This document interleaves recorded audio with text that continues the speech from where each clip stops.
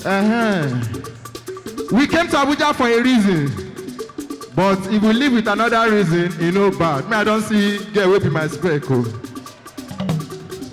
Hello, beautiful. Ah, she don't smile. Yeah. Shama. Okay. Am I allowed to talk to her? Can I talk to her? I should talk to her. Yes, make a carry on. Hello, what's your name? Toyin. Ah. Toyin.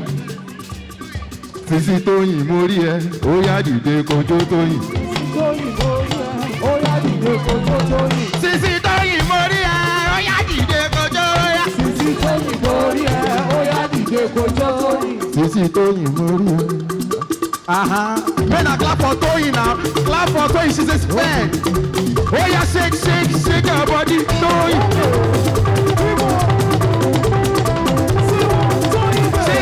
Shake your body. Honey, shake your body. Shake your body. Shake your body.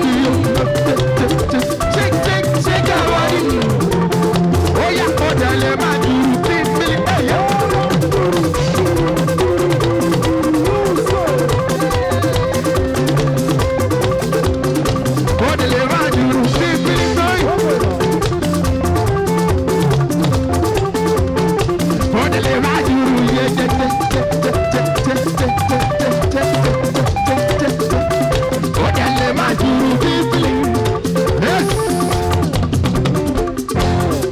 You can have your seat. Thank you so much. God bless you.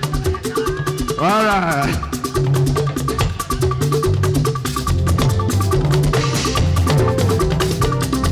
All right, it's time for your local now. Are you ready?